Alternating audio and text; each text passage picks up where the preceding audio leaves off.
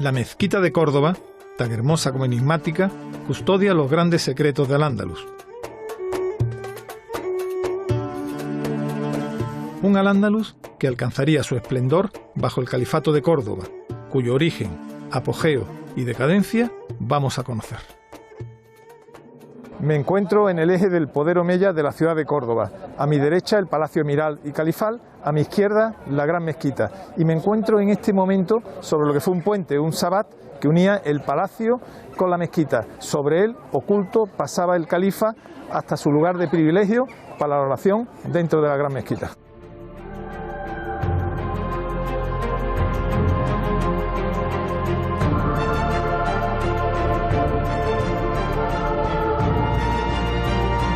Arqueomanía.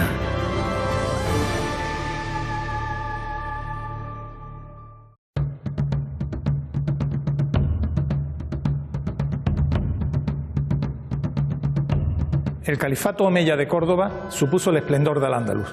Queremos conocer la historia, el brillo y la decadencia de estos omeyas hispanos. Y para comenzar la historia tenemos que trasladarnos lejos.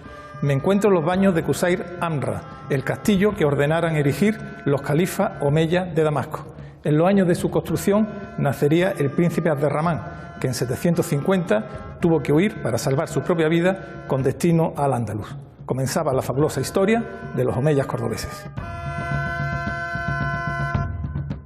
Los baños de Qusayr Amra pertenecían al ámbito privado del califa. No se trataba de un espacio público. Por eso, al ser un lugar de deleite, se permitía la representación humana. Incluso pueden verse desnudos femeninos. La dependencia estética de Roma y del primer Bizancio es más que evidente, aunque también hay influencias persas.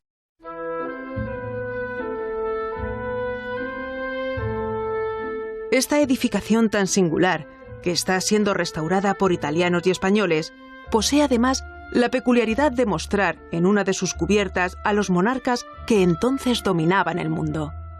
Curiosamente, aparece Rodrigo, rey de los visigodos.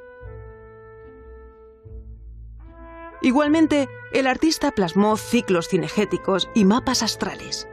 La edificación civil de los omeyas es de una gran originalidad y clave para comprender los valores y costumbres de esta dinastía fundamental en el nacimiento y expansión del Islam.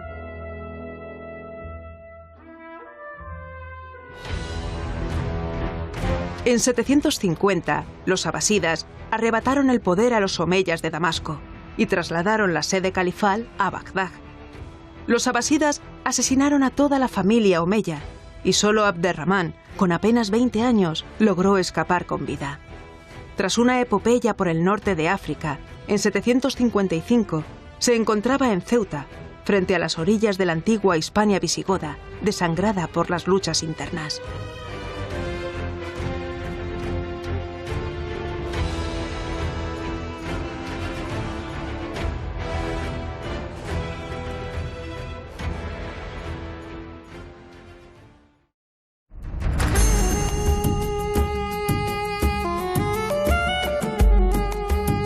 Pasear por la orilla del Guadalquivir, esta vista impresionante en Córdoba, nos sumerge en el corazón de la historia del Al-Ándalus. Y dentro de esta historia, si hay un apellido propio, es el de los omeyas. Los omeyas llegan al Al-Ándalus a través de un personaje que tiene una trayectoria absolutamente azarosa, propia de una película de Hollywood, que es Abderrahmán ad-Dakhil, Abderrahmán el recién llegado al Ándalus. Abderramán I. Abderramán I. Y llega a Córdoba y elige Córdoba como centro de ese poder que empieza a constituirse en la península ibérica, pero sin arrogarse con la condición de califa, porque en principio se dice hijo de califas, pero no toma la consideración de califa, sino que funda un emirato, es decir, un poder político que prescinde del califato porque entiende que el califato es un salto cualitativo de una enorme dimensión. Pues ya tenemos una primera parte del Al-Ándalus, el emirato que funda Abderramán I, el emigrado desde... Efectivamente, en el año 756 ya se instala en Córdoba y a partir de Córdoba ya construye un poder dinástico muy sólido que tiene pretensiones de ocupar toda la península ibérica, al menos, y con proyección también hacia el norte de África, que representa el inicio del poder de los omeyas que habían sido califas en Oriente y que en Al-Ándalus edifican una nueva dinastía. Cuando en el año 717 se trasladó a Córdoba la capital de Al-Ándalus, comenzó la acuñación de los denominados dinares bilingües o dinares andalusíes. Como su denominación indica, están escritos en dos lenguas, latín y árabe. Son la prueba evidente de un periodo de transición. La formación de Al-Ándalus no fue un proceso rápido ni sencillo. Resulta complejo mostrar vestigios materiales de aquellas primeras décadas de penetración islámica. En el subsuelo de Toledo, justo debajo de la mezquita de Tornerías, un edificio con una poderosa fábrica se ha convertido en un dilema para los arqueólogos. Conocíamos que el edificio albergaba una mezquita monumental, bastante impresionante por cierto, y luego en su planta sótano unos arcos de granito, también bastante monumentales. El problema es que siempre ha sido interpretado como una cisterna romana, un edificio de sillares de estas características, con esta potencia, pues generalmente se asociaba con un tipo de edificación monumental que tenía que ver con el agua, con la traída y el acopio de agua. ¿Cuál fue nuestra sorpresa? Que al iniciar los cortes, precisamente averiguamos que ni se trataba de una cisterna y, por supuesto, tampoco se trataba de un edificio de época romana. Estaríamos hablando de un edificio en torno al siglo VII, siglo VIII, preferentemente incluso primeras décadas del siglo VIII, por tanto estaríamos ante un edificio paleoandalusí. La antigua sociedad hispano-visigoda, progresivamente, se va convirtiendo a la nueva fe, el Islam. Sin embargo, una parte de ella decide mantener sus antiguas creencias cristianas, dando pie al fenómeno mozárabe. El fenómeno mozárabe se manifiesta con fuerza durante los primeros siglos de Al-Ándalus. Hasta la llegada de los almohades, a finales del siglo XII, se mantienen más de 30 diócesis católicas en Al-Ándalus. El árabe se va imponiendo como lengua culta, y el romance de Al-Ándalus, el llamado romandalusí, es utilizado por la mayoría de la población. La Córdoba califal se convirtió en la ciudad más importante de toda Europa y del occidente del Islam. Muestra de este poderío es su bellísima, su enorme, su impresionante mezquita. Sumergirse en sus penumbras, pasear por su bosque de columnas, supone no solamente una inmersión en el tiempo, sino también una honda experiencia espiritual y emocional.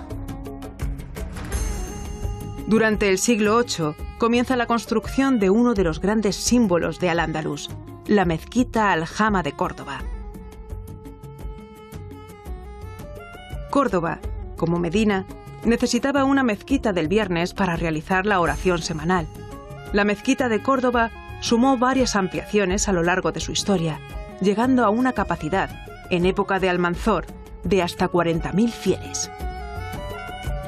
Una de las cosas que más sorprende cuando paseamos por las partes antiguas de la mezquita es que no hay dos columnas iguales, son todas diferentes, lo que nos habla de una reutilización de elementos del pasado probablemente romanos, ¿no? Claro, es que estamos en la capital de la Bética, en la principal ciudad de una de las provincias más romanizadas, y aparte para el mundo musulmán la apropiación de todos esos elementos tiene una enorme carga simbólica, porque significa un elemento de prestigio para darle mayor valor a una obra artística como esta.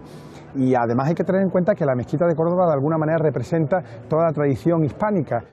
La mezquita de Córdoba, en la actualidad mezquita catedral, simboliza toda la fuerza del nuevo poder. El bosque de columnas, los arcos adovelados, el paroxismo geométrico al que empuja su mirab, nos deja delante de grandes arquitectos y de no menos grandes alarifes. La mezquita es el orgullo, primero de los emires y luego de los califas. Su juego de luces y sombras, su armonía, sus diagonales, todo en ella rezuma conocimiento y trascendencia. Estamos en un enclave realmente privilegiado, Nos situamos al sur de la mezquita por el antiguo puente romano que atraviesa el Guadalquivir, y precisamente esto del norte y sur nos remite a la orientación de esta mezquita, que es única o que por lo menos es realmente singular, ¿no? Sí, es un tema historiográfico muy candente, el tema de la orientación de las mezquitas. Todas las mezquitas tienen que estar orientadas en dirección a la Meca. Existe una palabra en castellano para reflejar esa orientación que se llama al-Qibla, y ese muro es el muro de la Qibla, pero esta mezquita no guarda, digamos, la orientación canónica. Y ello se ha achacado a distintas hipótesis, pero no está nada claro todavía la resolución de ese gran enigma historiográfico. En todo caso, la mezquita es un templo clarísimamente musulmán, que puede estar o no sobre una antigua iglesia, pero que en todo caso refleja perfectamente lo que son los elementos de un templo musulmán. Sin estar orientado a la Meca, como es perceptible, claro. Efectivamente, sin guardar lo que es la quibla canónica.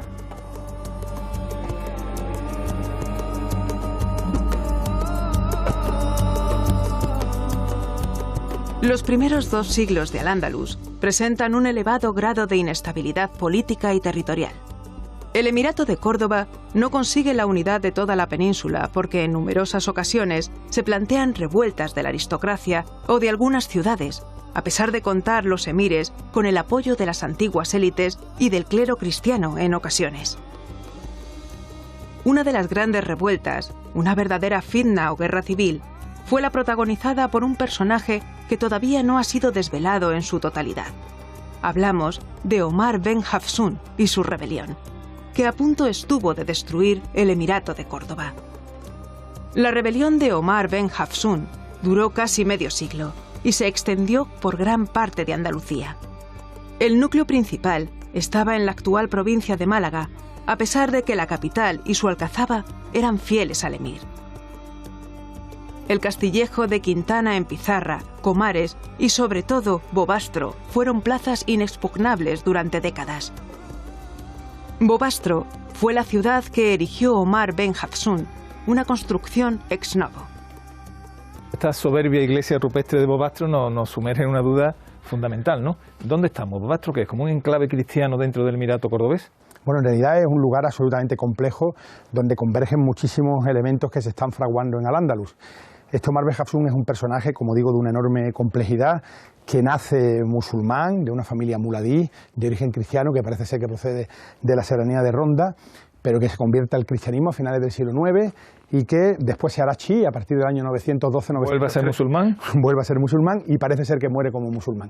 Es decir, un personaje de una enorme complejidad. ¿Y estos cambios de fe, de religión, a qué se debería? ¿Interés político para ganarte a los unos y a los otros? Primero a la población que todavía sería cristiana en su base rural y después a alguna potencia musulmana. Efectivamente, lo que él va buscando son legitimidades. La legitimidad interior, que puede venir dada por el hecho de su conversión al cristianismo, y una legitimidad exterior que va buscando precisamente poderes musulmanes que se opongan a los omeyas. Por tanto, es un juego de legitimidades muy interesante. Pero realmente es un enclave cristiano. En donde estamos no solamente es una iglesia, es un convento, un monasterio. Efectivamente, estamos evidentemente en una iglesia, todos los elementos son propios de una iglesia, en un convento fortificado, que es como se le llama, rodeado de murallas además, y con las estancias de los monjes, y en el centro lo que es una iglesia que estaba fuera de la ciudad de Bobastro. Su ábside característico. Su ábside característico, el ábside que es de arco de herradura, y un modelo que se repite arriba con la iglesia que descubrimos nosotros en el año 2001, es decir, él es un constructor de iglesias. O sea, Bobastro, aparte de una fortificación, un nido de águila inexpugnable, también tenía una corona de religión, ¿no? De religioso, de convento. Efectivamente, es un lugar, evidentemente, como dicen algunos cronistas árabes, un lugar de gente que no profesa el Islam, de gente que no participa del Islam. Los emires también tuvieron problemas serios en lugares como Toledo y toda la Marca Media. Abderramán III, tras terminar con la revuelta de Bobastro, tenía planes muy ambiciosos. Quizás se haya encontrado la primera evidencia de su proyecto de ciudad palatina. Esta mezquita es el intento de creación de una ciudad palatina, de una ciudad áulica, en un momento en el cual la revuelta de Ibn Hafsun se ha extendido, ya no está vivo Ibn Hafsun, pero sí sus hijos, y él quiere hacer presente al Estado omeya en este territorio de la fitna, en este territorio de la sublevación, mediante la construcción de una ciudad. De hecho, en una crónica como es el Muqtabis V de Ibn Hayyan, se habla de la construcción de la Maya, de una ciudad que se llamará Al-Madina, en un distrito que se llamará La Maya, muy cerca de Bobastro, como uno de los contrabaluartes de Bobastro, una gran ciudad de la propaganda frente a los rebeldes de Bobastro, frente a Omar ben Hafsun y sus descendientes. En realidad, alrededor de la mezquita no hay nada, exclusivamente la mezquita.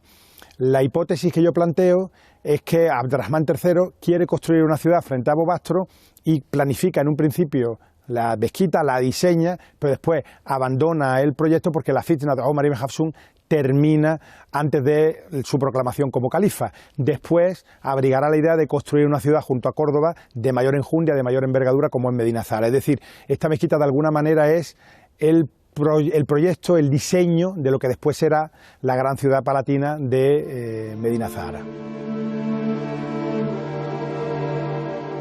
En el año 929, Abderramán III, ante la expansión chií en Ifriquilla y su califato fatimí, decide proclamarse Amir al-Muminin, príncipe o comendador de los creyentes.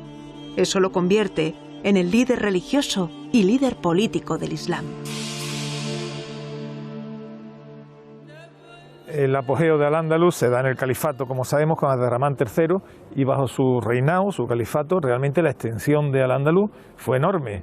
¿Cuáles serían sus fronteras norte? Y sobre todo cuéntanos algo de esto tan poco conocido como son los dominios del califato de Córdoba sobre gran parte del norte de África. Efectivamente, pues es el momento de máximo apogeo territorial de Al-Ándalus, porque alcanza el norte de la península ibérica, salvo los núcleos cristianos, que son los que van a protagonizar después ese gran avance, y por el sur ocupa prácticamente todo lo que es el Magreb extremo, es decir, parte de la actual Argelia y casi todo Marruecos, llegando hasta los confines del Sáhara. Estamos hablando de un ejercicio de un poder que se extiende por centenares de miles de kilómetros cuadrados y donde se entiende que la autoridad reside en ese califa, en Abderramán III, que tiene un protagonismo fundamental opuesto a los chiíes, a los fatimíes que están establecidos en Túnez y que son los rivales que compiten por el dominio político sobre el norte de África, sobre todo el norte de África, a través de tribus bereberes intermedias. Es decir, durante un tiempo el califa estuvo políticamente más preocupado de su lucha con el otro califato, el fatimí, que con los reinos cristianos del norte. Efectivamente, así es. En algún momento el califa tuvo que enfrentarse al otro califato chií, igualmente legítimo, que está pugnando por el dominio sobre el norte de África a través de esas tribus bereberes que se ponen bien del lado de los omeyas, bien del lado de los fatimíes. Más allá de sus dos corrientes fundamentales, el sunismo y el chiismo, existen en el seno del Islam multitud de escuelas coránicas, ritos y cofradías, como las sufíes o las drusas. Algunas mezquitas históricas del creciente fértil albergan esta complejidad esencial. Esta es la gran mezquita de Diyar Bakir, Uluk Amili, construida en 1091 por Malik Shah, gobernante selyúcida, que terminó sus días bajo una daga ismailí. El viejo de la montaña no se andaba con chiquitas. El edificio se inspira en la gran mezquita omeya de Damasco. Se construyó sobre una mezquita previa del siglo VII, que a su vez había sido construida sobre la iglesia de Santo Tomás, una de las primeras de la historia. En su patio pueden contemplarse columnas del teatro romano. Está considerada por muchos como el quinto lugar más sagrado del Islam. En la península ibérica, el califato durante su esplendor no tuvo rival. Se extendió por la práctica totalidad del territorio y fue el verdadero motor de todo acontecimiento. Fundaciones como Medinaceli o Gormaz lo prueban. Su capital, Córdoba, en el siglo X no tenía parangón en ningún lugar de Europa, ni por extensión, ni por población, ni por civilización. Era la medina principal de Al-Ándalus y se convirtió en una metrópolis con dos grandes centros urbanos más: Medinat al-Záhira y Medinat al-Zahra, la célebre Medina Azahara.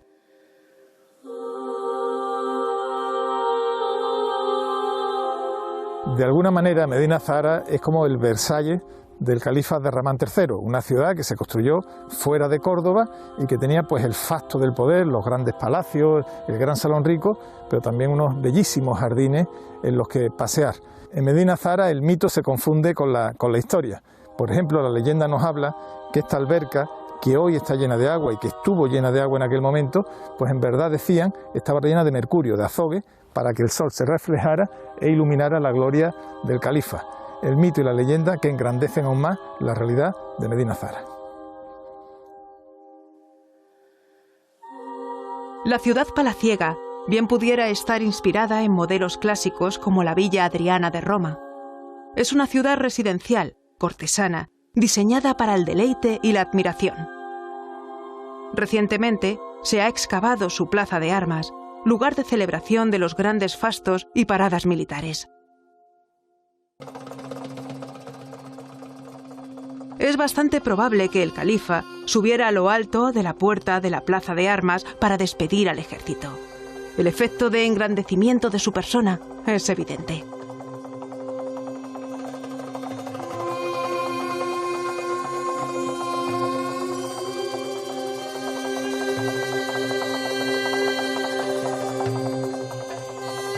El protocolo con las embajadas extranjeras era célebre en todo el mundo. ¿Cómo sería? ¿Cómo estaría en este salón rico esas grandes recepciones a monarcas o a embajadores de otras potencias? Los estudios sobre el ceremonial nos dicen que este era el lugar donde el califa recibía a todos esos embajadores y donde además se celebraban las dos grandes fiestas religiosas anuales del mundo islámico. Sabemos que el califa entraba por esa puerta, su familia, los altos dignatarios del Estado, entraban por esa otra y la embajada era la única que accedía al edificio frontalmente. El califa estaba situado sobre una especie de mueble y desde ahí, sentado en posición de majestad, iba rodeándose, se disponían a derecha e izquierda, siguiendo las alineaciones probablemente de las mismas naves. Por una parte, su familia directa, sus hermanos, el primer ministro, los altos funcionarios de la policía, de manera que la imagen de esa ceremonia era la imagen de la estructura político-administrativa del Estado omeya.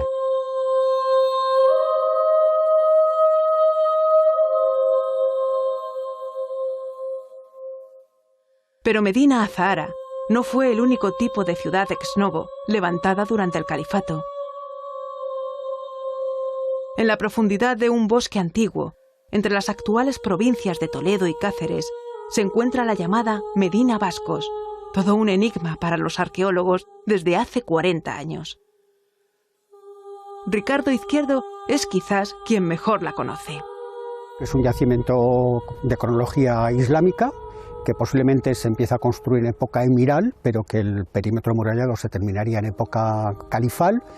No sabemos muy bien por qué, eligen este sitio, para construir, estas estructuras, que hoy en día vemos, es decir, la muralla, la alcazaba, más luego otros restos arqueológicos que tiene. Hay un arrabal donde se conservan los restos de unos baños, tiene dos cementerios, tiene el modelo, por así decir, de ver el esquema, la estructura de una ciudad islámica, ¿no? Europa no hubiera sido la misma.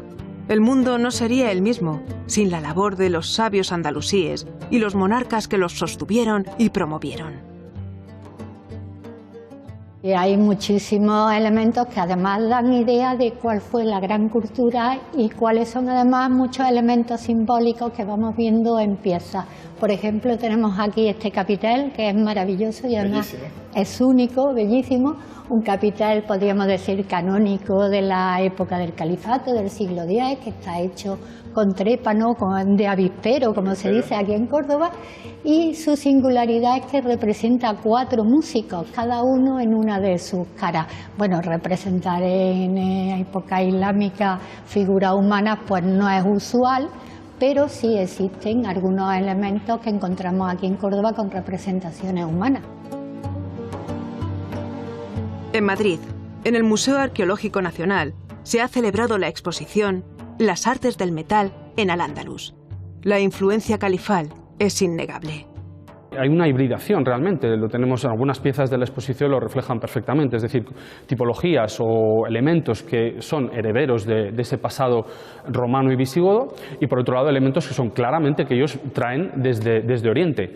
A su vez, desde Oriente tenemos que tener en cuenta que la influencia es doble. Por un lado, la bizantina, el imperio bizantino, y por el otro, el imperio persa sasánida. Lo que sí sucede en Al-Ándalus es que, aunque sí tenemos esa herencia del pasado, se le da una innovación, se le da un giro, es decir, se actualiza, podemos decir.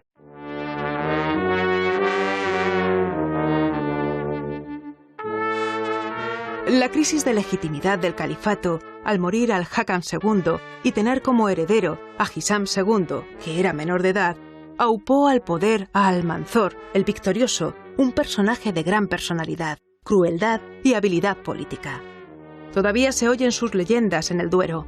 Almanzor comandó más de 50 expediciones contra los reinos cristianos del norte. Saqueó Barcelona y fundió las campanas de la misma Compostela. Pero, ¿cuál era su origen? Siempre se pensó que provenía de Torrox, pero en realidad no es de esa zona de la que proviene dentro de la charquía malagueña, sino de aquí, de Corte de la Frontera. Esto se debe a un fallo que cometió, o una mala lectura que cometió el arabista Francisco Javier Simonet en el siglo XIX, quien, al leer las fuentes árabes, pensó o estableció que el lugar de nacimiento de Almanzor sería Torrox y no Corte de la Frontera. El califato fijó su frontera con los reinos cristianos al norte de la actual provincia de Soria, y para defender esta frontera ordenó erigir el amenazante, el colosal castillo de Gormaz que vamos a conocer.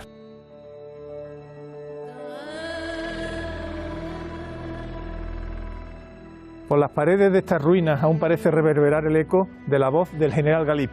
El general Galip fue un auténtico genio militar, el genio militar del califato por antonomasia y verdadero artífice de este castillo. Galip tendría un trágico final en manos de aquel que fuera su yerno y principal protegido, el dictador Almanzor. Y al inicio del verano, durante muchos años, por esta puerta del castillo de Gormaz saldrían los ejércitos califales de Almanzor para devastar campos, destruir ciudades, tomar prisioneros y rehenes y obtener ricos botines. Eran las conocidas como razias que durante décadas aterrorizaron a los reinos cristianos del norte.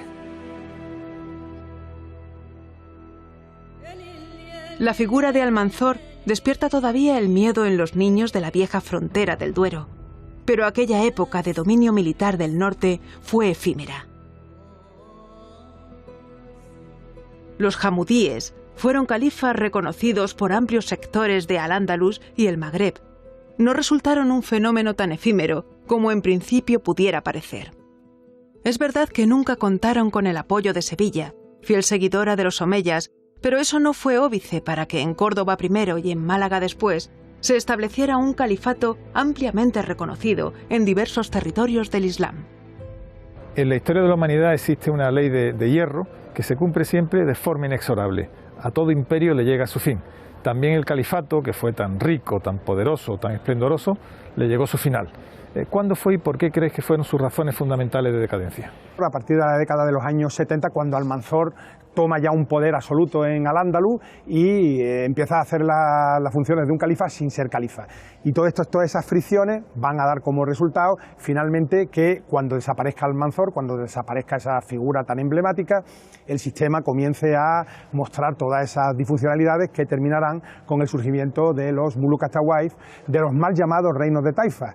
Distintos omeyas proclaman el califato en su persona y eso provoca, bueno, pues un verdadero desorden, un verdadero caos institucional, y esa crisis institucional viene además acrecentada por la llegada de otros califas que se consideran también evidentemente legítimos, que son los hamudíes, una gente venida del norte de África que viene también a reivindicar el califato y finalmente termina colapsando completamente en el año 1031. Estos hamudíes tuvieron su sede aquí en Málaga. Efectivamente, la sede del califato hamudí fue la ciudad de Málaga, esta Alcazaba de Málaga, es la sede de ese califato que lo que quiere es ordenar un poco la situación, pero que en realidad también lo que viene es a contribuir a esa situación de absoluta inestabilidad por la que pasa Al-Ándalus en esos años iniciales del siglo XI. No es un califato como el de los tiempos de Al-Hakam, carece de su brillo y poderío, pero hay que tenerlo en cuenta para explicar el fin de Córdoba y la formación de las taifas. El califato se disolvió en los reinos de taifas, pero el esplendor cultural de Al-Ándalus daría muestras inigualables durante todo su milenio. Pero ya se trataba de un poder con los pies de barro. Como con todo lo grande imperio ocurre, al califato omeya de Córdoba le llegó su fin, pero la arqueología nos ha permitido conocer el sueño de belleza con el que erigieron Medina Zahara, prueba inequívoca de su poder y esplendor.